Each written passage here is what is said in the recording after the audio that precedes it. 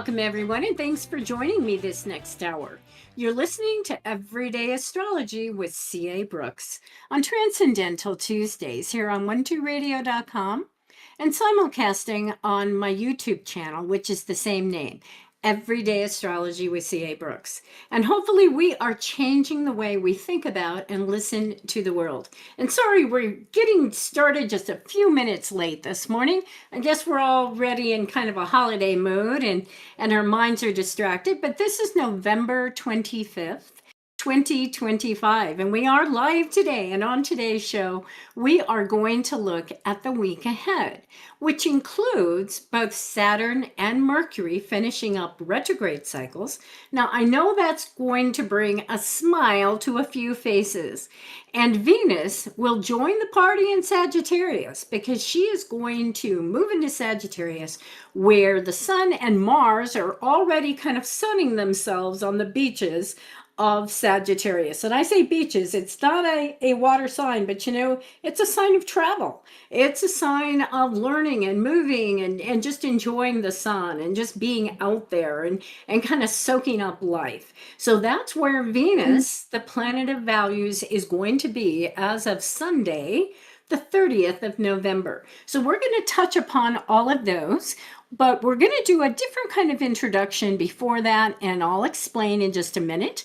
But I always like to make a call out or a shout out to Mark's Power Peak, which is available. It's an online newsletter that you can subscribe to.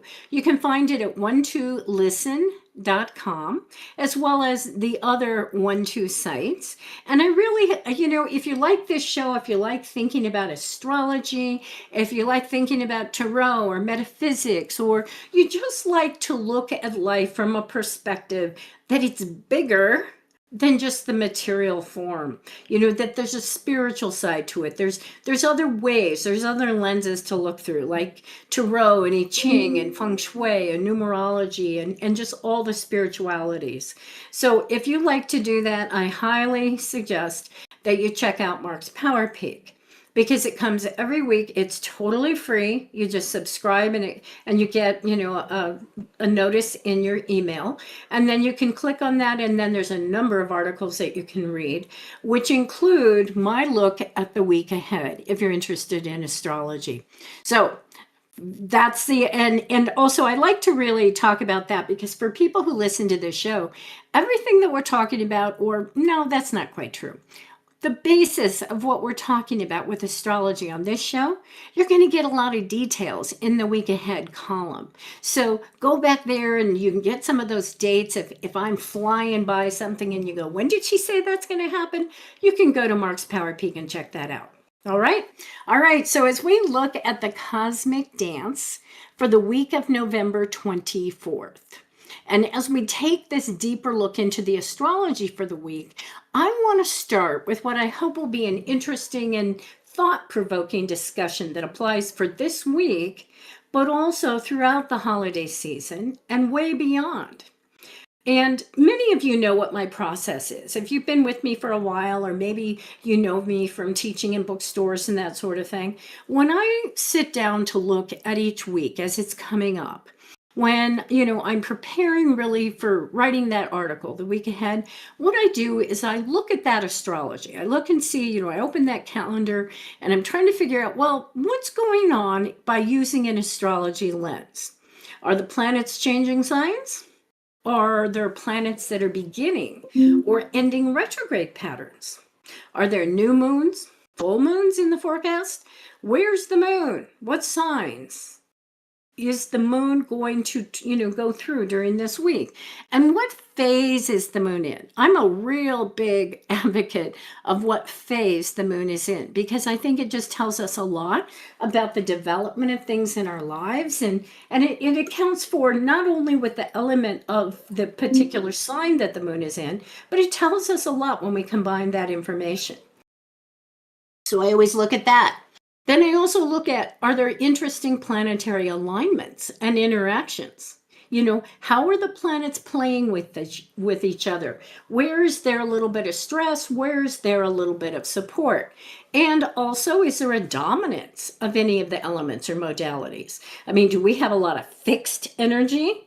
Do we have a lot of water sensitivity in the chart for this week? So I look at all those things because it gives me, I mean, it sounds like a lot, and maybe it is, but it's a relatively quick look at what's going on for the week. So it gives me a pattern.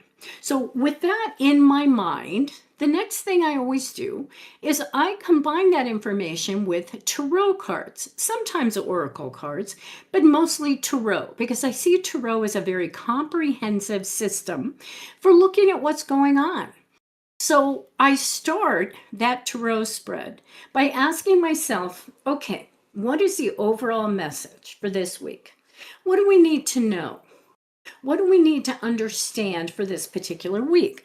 What maybe is a theme that I can keep in the back of my mind or that I can share and talk about this week? So, of course, regardless of the astrology, I'm looking for the brightest, the most hopeful, those cards that are going to just really inspire. And as many of you know, that deck really is very comprehensive. So there are going to be some messages that, I'm going, oh, I don't want that message. It's about disappointment, or it might be about working really hard or something. Well, I'm looking for the brightest and the most hopeful cards, right? So I sit down when I'm preparing for this week, and I've got, often I do use multiple decks, but this week I decided I was just going to choose one. And I was going to pull all the cards from this particular deck. And, I did that because I'm thinking it's Thanksgiving on Thursday. It's the official start to some of the most celebrated holidays. And I do have a traditional Christmas holiday and Yuletide deck that I love the images and the symbols and the meanings. And most of the time I really do reserve that for using in November and December. And then I put it away. Not always, but for the most part. Now, this particular deck, for those of you who might be interested, it's called the Yuletide Tarot. And it comes with a fairly comprehensive guidebook, The Magic of Midwinter by Christopher Hughes, and the art is by Aaron O'Leary. And here again, one of the reasons I continue to buy tarot decks and read tarot books is because I love getting the different points of view. Now, I've been doing the tarot, like I said, for almost 40 years. So I know what the cards mean. I know their traditional meanings. But there's always these little nuances, always these little, what I call caveats. And so I like to look at those. And so that's what I do. And so this deck, too, just gives me interesting ideas to think about, a different way of looking at a particular card. So that's the one that I'm using. And this particular deck, I want you to know, is very traditional in its thinking. It truly is. But it uses images of candles and candy canes and gifts and trees and pictures of Kris Kringle and Santa Claus and sleighs, lots of bonfires and fireplaces inside, but many outdoor scenes that include snow and ice skating and many winter scenes with plants and trees and different winter activities. The art, and by the way, the art really is very beautiful. And the messages I find in the book are very provocative, which to me makes for a good tarot deck. But the messages are also steeped in mythology and what I think of as typically old world or possibly centuries old traditions, mostly from Europe and maybe from the Scandinavian countries. So here again, it's a slightly different way of looking at the tarot coming from a certain perspective. And yet, what I want you to know is when I pull out this deck, it's not just all about Santa Claus and there again, gifts and rainbows and all of that kind of stuff. This is a very traditional deck. So it's going to have that full range of feelings or ideas or, different things that happen in life. Very matter of fact, cause and effect, that sort of thing. And in fact, quite frankly, there is a card in this particular deck that, I really don't like it very much because it shows a child receiving a lump of coal in their Christmas stocking. Now, every good tarot deck, I mean, if you're really looking at traditional tarot, there's going to be a card of disappointment. And that certainly is the card. Disappointment when things don't turn out the way we want. But I don't know, I just don't like looking at this little kid, opening a Christmas stocking and it has a piece of coal in it. But, there again, it's part of life, it's part of the deck. So when that card comes out, I accept it, or at least I try to accept it. So, but I'm just setting the stage saying, even though this is a deck about Christmas, it still is a very real tarot deck. And I have a healthy respect for its messages. So I get out the deck and I take a deep breath. And with these high expectations, oh my gosh, this is Thanksgiving week, I select the card asking, what is the overall focus for the week? Now, there is not a bah humbug kind of card in this deck, but there is a devil. And although in this deck, it's called the Krampus. Now, you may recognize that mythological name. This is a card that I drew for the overall message for the week. And I'll tell you, you can tell, from my voice, I literally was going, no, no, no, this is not the card I wanted, not for Thanksgiving. That is not the message I want in my life right now. That is not the message I want to be sharing with other people. But that's a card that I drew. So of course there is that, there's that part of me that says, oh, put it back. That was a mistake.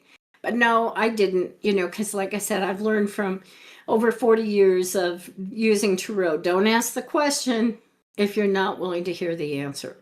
So here is this Krampus card. And here again, this figure dates back to pre-Christian times and is depicted as kind of a horned half goat, maybe a half demon kind of creature. Usually I think it's attributed to Alpine folklore.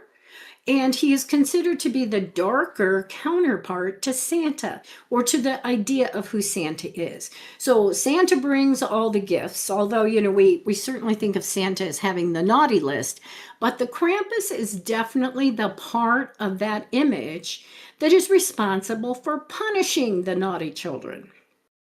So, like I said, after I got through my little temper tantrum, I just said, okay, what is there to learn from this? What do I need to think about? How does this fit into the astrology for the week?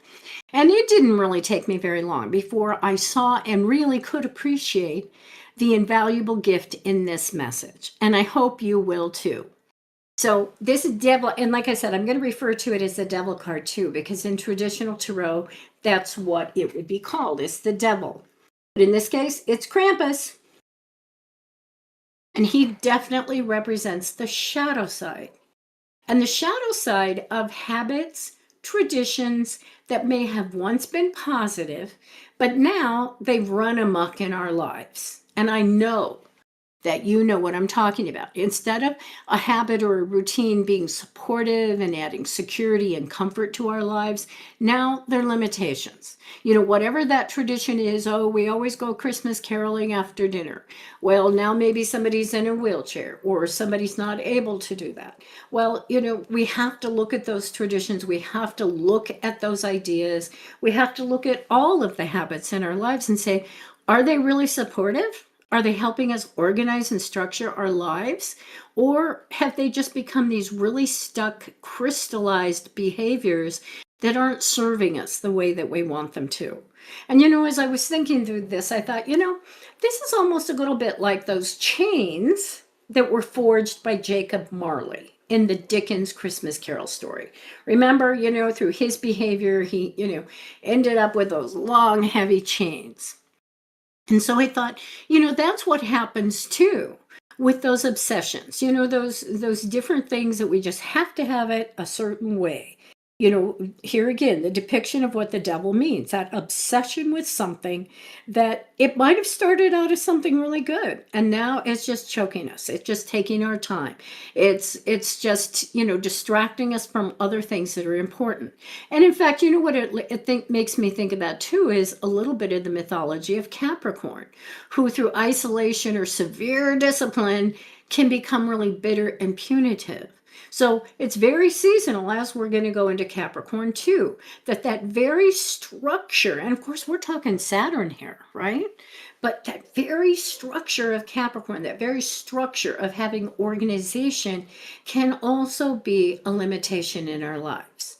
And if we're unconscious of how certain habits or expectations are running our lives, we're unaware of how they're really keeping us in a really unfulfilling cycle in our lives. But I think for the most part, especially once I see the devil come out, that's a little more conscious. That's when we become a little more, it's like, this really isn't working for me.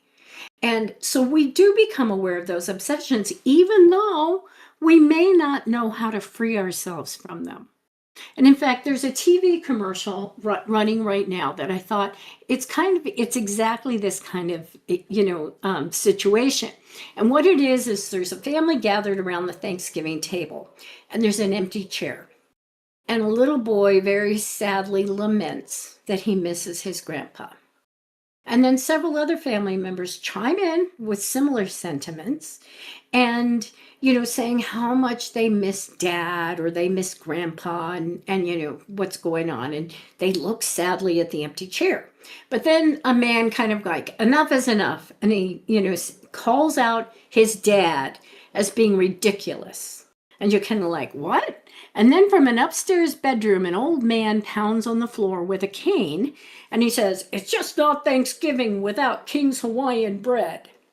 And of course you're laughing or, you're kind of smiling because we all know this feeling. Now, I know this is a silly example, but it's not too far off the mark.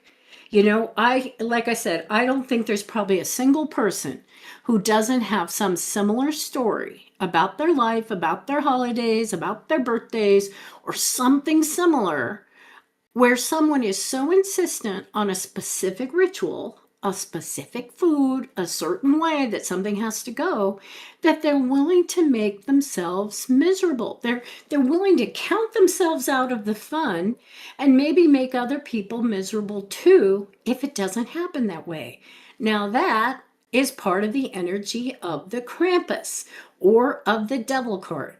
But I think what is so insidious and devious about this card or about the message that we're supposed to get from it is that it reinforces the idea that it's the devil. It's some other person. It's something outside of ourselves that is in control. It takes all the responsibility and puts it on the outside. So that is one of the wonderful things about when this card comes up. When this Krampus or the devil shows up, it points us to the danger, to the bondage and the restriction, not by other people, but by our own thoughts, our beliefs, our habits, our expectations, our traditions, and our demands, that life unfold in a certain way and that we're not in control of it. That is just like a key element, I think, to happiness and contentment and satisfaction. When we put that control outside of ourselves, then literally, how can we control it? How can we take any responsibility? And this is probably a very important message as we're in Sagittarius right now. We're having fun. We're being hopeful. But sooner or later, all those planets are going to move into Capricorn, which is ruled by Saturn, which is the planet of responsibility. But it also makes me think, bringing this back to astrology, this reminds me of Uranus, because Uranus is the planet of rebellion, of revolution. But it's also the planet that resonates or is associated with our wanting to break free of those very things, break free of those elements of control and restriction that just aren't working for us anymore. They're just too tight. They're just too much. And right now, Uranus is currently retrograding in Taurus. And this is the sign that's most closely associated with entrenched traditions and habits. I mean, that's what Taurus is good at. It's an earth sign. And it keeps us ingrained in those habits and those traditions. Now, for the most part, that's a positive thing. But Uranus, and here I'm going to do a little flashback quickly about Uranus. It's been 7 to 8 years in a sign. And it left Taurus the first week of July and entered Gemini. So it had already been in Taurus for 7 years. But then its annual retrograde sent it back into Taurus on November 7th. So just recently. And by April 25th, 2026, Uranus is going to be back in Gemini, where it's going to be until basically May of 2033.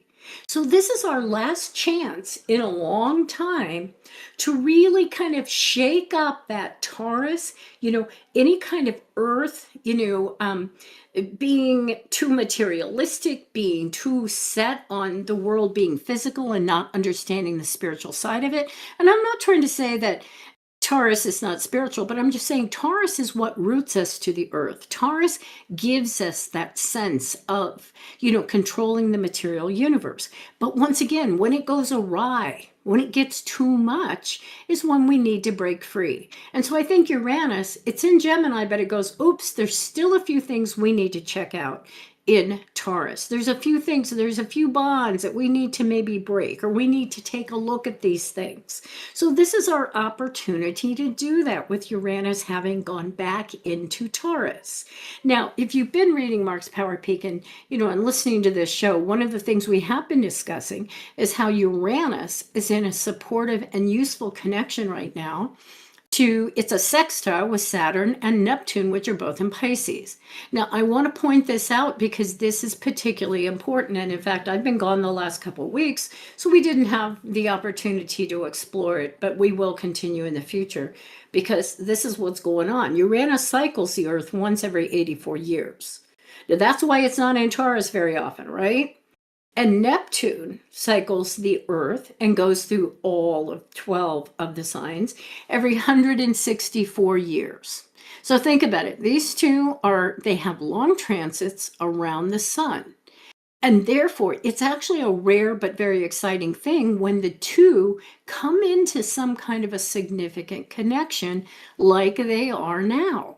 And in fact, between August of 2025 and June of 2027, Uranus and Neptune are participating in a dance, that's what I call it, going back and forth, that brings them into a perfect sextile 5 times. Now, last Thursday, November 20th, was the second time of those 5 that they came into the perfect sextile. But remember, generally, through 2025 and the first half of 2027, Uranus and Neptune are dancing together. They're making that connection even when it's not quite perfect. And so Uranus, being that planet that represents how we free ourselves, how we move beyond limitations, and Neptune is a planet that's associated with dreams and imagination and intuition and helps us understand that we are so much more than our physical bodies. That we are using our physical bodies as vehicles. It's not who we are. So when those two combine, you can imagine the great strides that we can make in our lives in terms of breaking those habits or being in control of what's happening for us. Now, Saturn is also in Pisces and making a sextile, but it's, Saturn moves much quicker. And so, that's why I'm not pushing on that one, even though it's important too. But this combination between Uranus and Neptune, it's very auspicious and it's a very interesting energetic pattern. And I want you to think it's like innovation meets imagination. So it's a wonderful underlying energy that's going on right now. So here again, even though I pull this card for this week, the Krampus, and of course my heart kind of sinks because I want something really, blatantly positive. This is positive because what could be more positive than using our imaginations, using a spiritual connection to basically liberate our lives in very positive ways. So that's the other thing is sometimes even a Krampus or even some kind of an acknowledgement that life isn't exactly what we want. It's the doorway, it's the window, it's the knock, it's the, it's the person kind of coming to us with a message that says, there's so much more. You do have the power. You can do this. So bringing this Krampus kind of discussion to a close so we can move on to some other things, I want to actually quote what Christopher Hughes says in his guidebook. about the Krampus. And he says, so what he's saying is, okay, if you've pulled this card, here's your message. You are enslaved by your own choices, and yet have not realized that the power of liberty is entirely in your hands. So think about it. This isn't about Krampus is coming to punish you. This is recognizing you're enslaved by your own choices and have yet to realize that the power of liberty is in your own hands. He goes on to say, nobody can set you free from the restrictions that limit you except for you.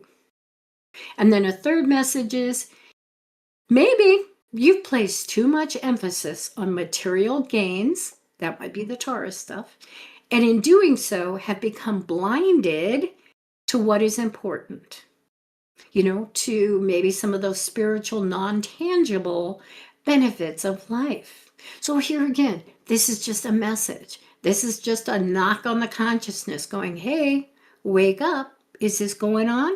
And if you're unhappy, if you're not satisfied, if you're not looking forward to the holidays, if there's something going on for you, guess what? You're still in control of that. And yes, there might be every reason in the world why you are, grieving, or maybe you're just frustrated or annoyed. Those are all really they're actually very positive emotions because they wake us up to where there's a rub in our lives, right? To where, it's that awareness that gives us the ability to change, because we can't change what we don't see and what we're not aware of. So you want to be thankful this week. Thanksgiving, be thankful when you recognize annoyance or frustration or irritation or something similar. And the reason you're thankful is because it wakes you up to something that is like, yeah, this is too tight. This isn't feeling right to me. And it's our psyche's way of letting us know that something about the way we're thinking or behaving or living isn't nurturing. It's not fitting us. So if we notice our lifestyle or the world feeling too restricting, limiting, too tight, acknowledge it, but without judgment. There again, really resist the urge to see yourself as being unfairly treated. That's a statement from the Course in Miracles, but it's also resist the urge to just judge everything, to put that control outside of yourself. Because this recognition, this awareness can lead to significant breakthroughs in your life. So instead of being that little kid kicking and screaming, about getting the coal in their sock or whatever, just take control.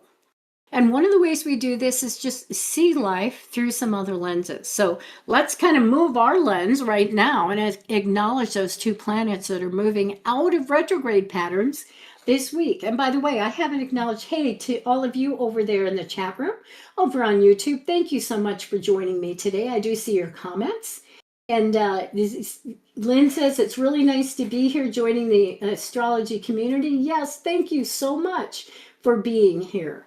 And somebody's talking about Krampus. Funny, my sister is due on the 27th, and my son said, I hope he is born on Krampus Day. Oh, that's funny. That's quite the, coincidence, isn't it? I guess if you believe in coincidences. But anyway, hey, Leslie, it's good to see you. And Renee, thank you so much for being here, and for everybody else.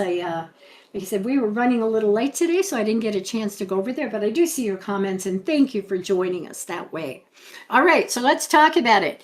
Saturn, that planet of discipline, organization, structure that we were just talking about, the ruler of Capricorn. And more than anything else, Saturn is about purpose. Living our lives on purpose.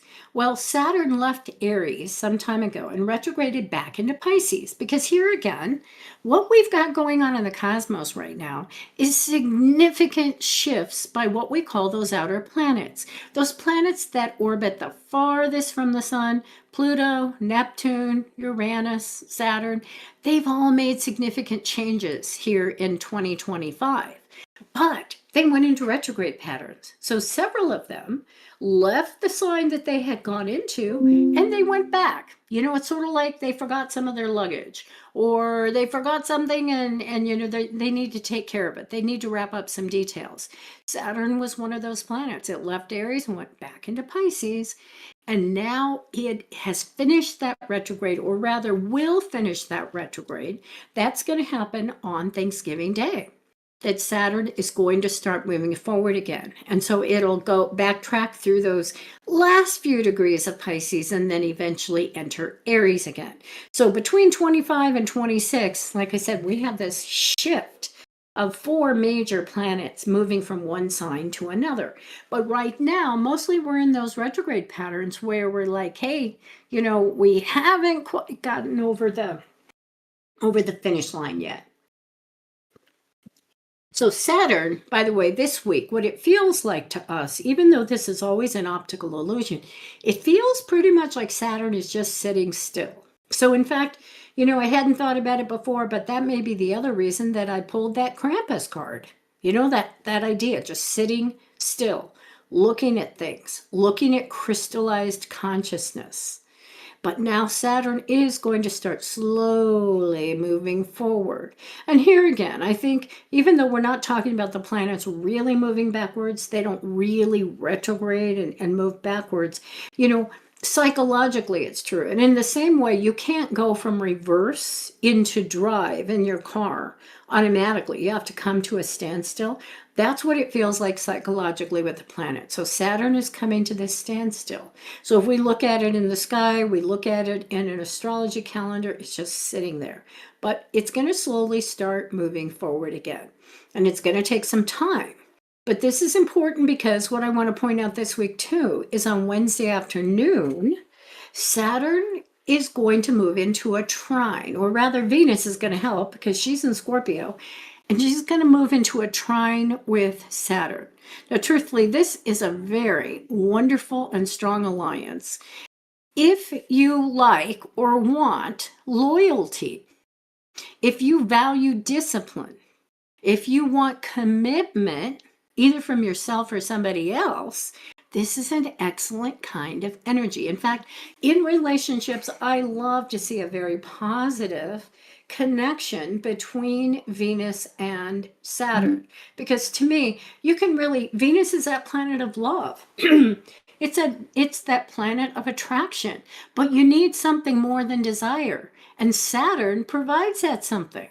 Saturn provides the agreement and the commitment. But I don't want to paint this as all rosy, here again, this is a really good energy for relationships.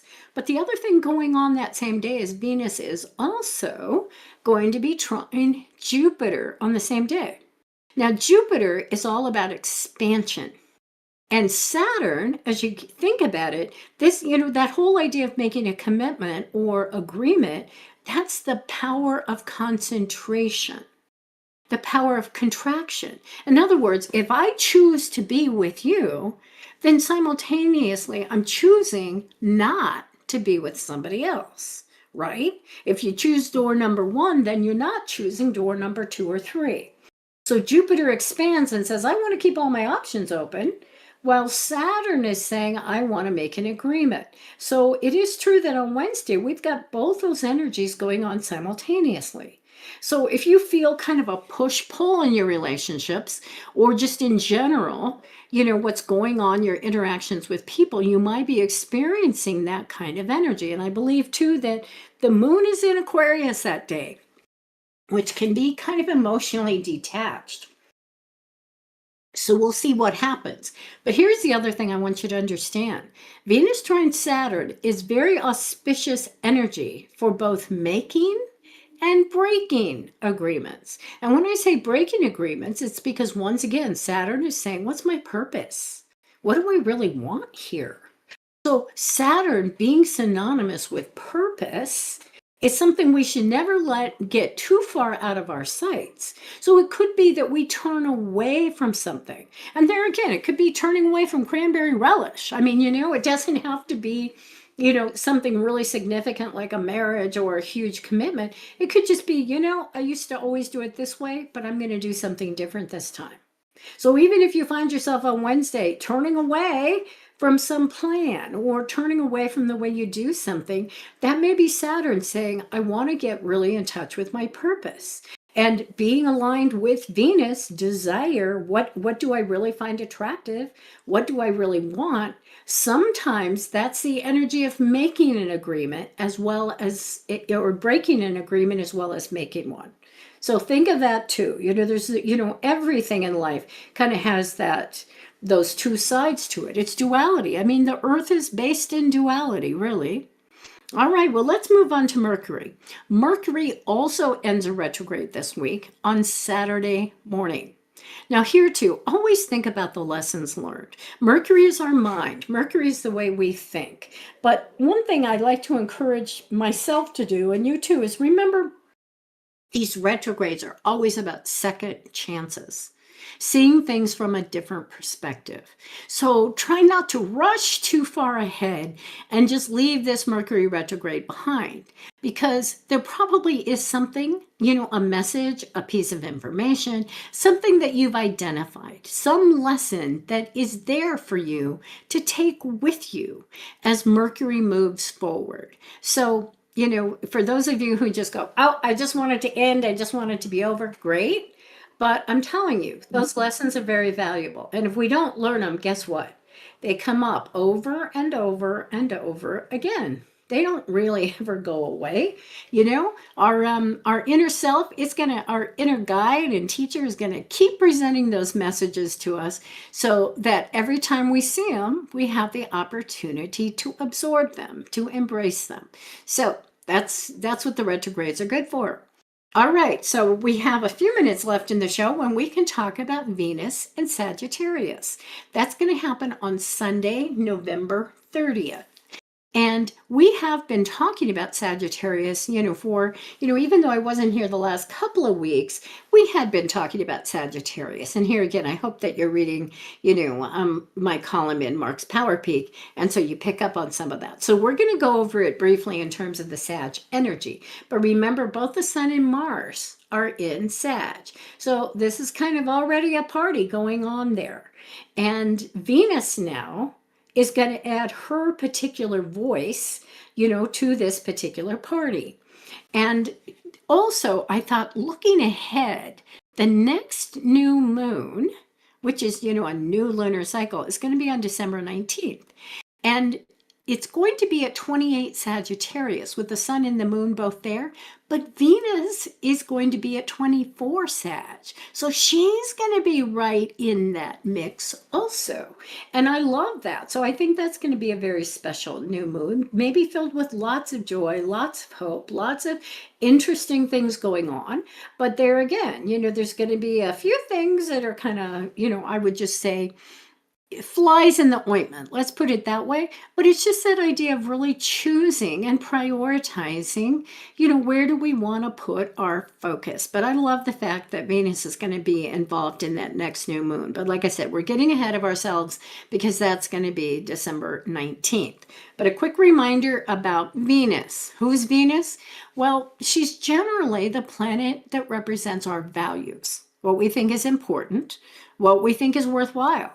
But that translates into things like money, finances, resources, love, romance, relationships of all kinds, but especially intimate partnerships. And generally, it's like, what do we find attractive? And how do we make ourselves attractive? And you don't have to look very far to recognize how this can be very different. The clothes that we wear, or the way that we speak, the cars that we drive, the way we design our homes, if we do art, if we don't do art, and if we do art, what kind do we do? What do we find attractive? And, that whole diversity, you might say that's what makes the world go around, is all that diversity of how everybody has their own unique way of looking at what is attractive. What do they desire? What do they want to be like? So when Venus moves around, she does take on certain qualities based on the sign that she's in. which influences the whole world, which is why sometimes maybe we really like a certain period when, we like it when planets are in Sag, or we really like it when the planets are in Capricorn and that sort of thing. Well, Sag is fire. Remember that. Things move quickly, or there's passion, it's that flash. So Venus, or rather Sag, is the seeker of truth. Now that I think becomes important at this time. Now we have 3 planets in Sag. And by the way, I think there are other signs that are seekers of truth, but maybe not so, not so strong as Sag. Sag says, I want to experience everything there is. I want to know what life is about, and I want to find the meaning in life because it's ruled by Jupiter. And Jupiter is a planet that says, I want to find meaning in life. I want to be able to sort out, and prioritize things according to their meaning. And I want to have meaning in my life. I don't want somebody else to necessarily tell me what's it all about, Alfie, right? So Sag is that seeker of truth.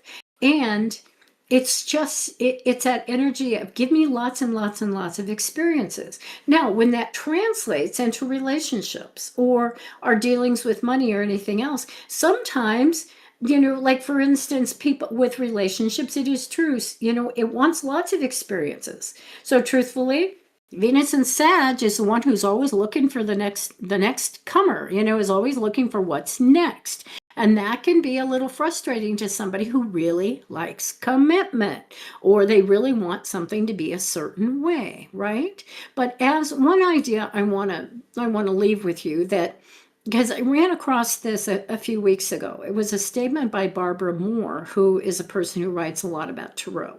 And she was actually talking about the Sun card. But she said something that I thought, this struck me so much as Sagittarius, but also as Venus in Sag. And she says, perhaps an internal joy generator needs to be activated. And that just really struck me, an internal joy generator. And that strikes me as Sag, and particularly as Venus, but because we generate our own joy internally by knowing what we love, maybe why we love it, or what gets our juices going. It's not about looking for that outside of ourselves. It's about understanding within. And there again, when we're with somebody and they like a certain kind of movie or they like a certain kind of food, it's not like we say, oh no, I'll never go to that restaurant. But just understanding, what is your internal joy generator? What does it look like? And does it need to be activated? I mean, is there a possibility we've turned it off and we have given that power over to other people? So maybe if you take nothing else away from this show, I'd like you to think take some of those ideas about Krampus, but just that internal joy generator. That's Venus in Sagittarius. And maybe it's Venus all the time, but especially in Sag. So some of the things specific to Venus and Sag, it's whimsical, vivid imagination. When Venus is in Sag, we know how to keep an audience entertained and captivated, because Venus in Sag loves life, loves romance, and has a personal philosophy that everything needs to be big, because Jupiter rules Sag. So it needs to be big, expansive, and full of possibilities. This is a time when she's very optimistic, very curious, loves to socialize. Now, there is no mistake that for the most part, we've got planets in Sagittarius always this time of year. The Sun, Mercury, and most often Venus. Not the others, but the ones that stick together, the Sun and Mercury and Venus, we've got them in the sign of expansion and, not happiness, but, joy and optimism, which is Sagittarius. We've got them there this time of year. So something makes me think there's a reason a lot of the world's holidays fall during this time. Venus in this sign is flirty and fun-loving. Now, she can also be very self-indulgent, I will admit. Very self-indulgent. And like I said, when it comes to relationships, She doesn't necessarily insist on fidelity or permanence. Now, that doesn't mean that she won't do that. But there again, even in your own relationships, if you find people being a little like you feel like they have a wandering eye or something, it may be that they're just kind of responding to that need to expand some things in their life. But it is true that Venus in Sagittarius, or all the planets in Sagittarius, they tend to make promises that they can't necessarily deliver because they want to be that, or they want to make that bigness, or they want to expand into that, but they may or may not be able to really make it happen. So just understand that, just like a kid who's very optimistic, or a child who really wants something to be true, that's kind of Sagittarius, very idealistic. But that also means that sometimes when we've got Venus in Sagittarius, and here again, remember Mars and the Sun are there too, that we're so idealistic that it's hard to find other people or situations or parties or movies or whatever that meet that criteria, because we are very idealistic about what that looks like. So it could be true that we become a little disenchanted with relationships if they're not big enough, if they're just not meeting all those expectations. But Venus in Sag is generous to themselves, with other people, and certainly with their time, with their money, etc. Very generous because they want life to be big and fun. They enjoy sports. They have lots of energy. They tend to attract or be attracted to people from other countries or cultures. They have a sense of humor. They love to be liked and be popular, right? And remember too, that Sag rules the legs. So this is a time when people like to do things like dancing or ice skating or horseback riding or hiking and running. They want to be active. They want to run from one thing to the next. So there again, in your relationships, if you're this person who likes, very sedate, heartfelt conversations, let's just stay home on the couch and talk, Venus in Sagittarius, that's not exactly her thing, right? Now, get her talking about philosophy, and maybe she'll be really happy with that conversation. But what I would suggest is, as we look at Venus and Sag, this is a time to think about that inner joy generator. But it's also a time of finding your inner soulmate. Now, I know that sounds kind of corny, but this is a time to fall in love with yourself, because if you start with yourself, then you attract what you really want instead of always trying to kind of fill an empty space. So truly, this is a time to fall in love with yourself and find an inner soulmate, and recognize that as you do that, then you attract exactly the right people and exactly the right situations that are going to make you happy. That, you can combine your life with those people, with those situations, and attract those interactions, right? Okay, well, I see the time is getting away from us. So that's what we have talked about today. Next week, or the week after, I should say, we will be looking at a full moon in Gemini. That's going to be on Thursday, December 3rd. So we'll kind of switch gears and be talking about that. But for today, let's wrap it up. And I just want to say, hey, thank you for all of your patience with the show today, and for coming into the chat room over on YouTube, and for listening to the show. I really appreciate it. I can feel your energy. Thanks to our producer, Serena. I hope that you'll stay tuned for Empowerment with Callie Whetstone coming up next. Her show truly is very empowering. And you'll find her on YouTube channel, Empowerment with Kelly Whetstone. And you also can find her on 12radio.com. Now, the quote that I have for this week, actually, this is from Steve Martin. He has Uranus in Gemini, which now we didn't talk about a lot, but I just love this quote. And I thought it's really good, whether we're talking about Krampus or whether we're talking about Venus in Sag. And this is the quote. It always makes me laugh when I hear it. I thought yesterday was the first day of the rest of my life, but it turns out today is. So I love that. I'd love to put that on my wall. Maybe I will. This is CA signing out. You can find me for personal sessions on 12listen.com. Please feel free to request a scheduled call at a time that's good for you. You have been listening to Everyday Astrology with CA Brooks on 12radio.com and streaming on YouTube, where we are changing the way we listen to the world.